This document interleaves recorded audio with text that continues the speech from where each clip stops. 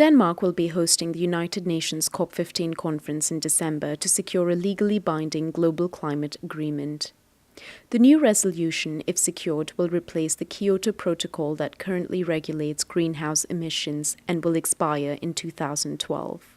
Denmark is still going for Plan A, which is a legally binding global climate treaty to be decided in Copenhagen. With the top climate negotiator at the Danish ministry being replaced very close to the conference date, and the major players such as the EU, US, India and China unable to reach agreements, how well is Denmark poised as the host to ensure a successful summit? Change of lead negotiator so short time before the actual meeting is taking place is not a good thing.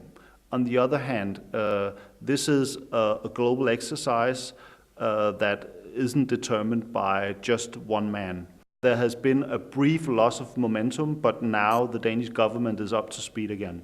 While developing countries such as China and India are looking to the industrialized nations to make the commitments first, what is expected of them to make a climate agreement plausible? What we need from China and India is to differ with between 15 and 30% compared to business as usual scenario, but we also need the industrialized countries to pay for a big part of this. The industrialized countries will reduce with between 10 and 16%, which is far, far away from what is needed. And the money they're putting on the table right now is very, very low.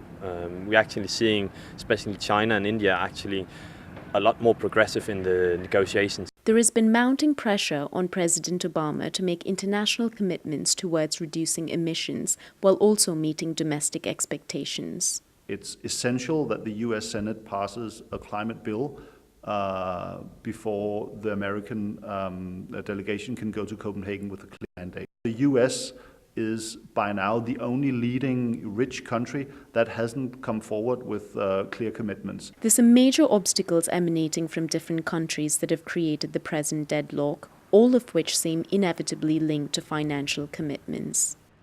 While the US is struggling on the domestic front, the European Union failed to reach consensus Tuesday on the amount of climate aid for developing and underdeveloped nations. 27 of the European leaders will meet again in Brussels to reach an agreement on the aid amount. If a deal is not struck, it will undermine EU's efforts and thereby Denmark's position in convincing other nations, rich and poor, to make the necessary pledges. This is Preeti Nalu, Press TV, Copenhagen.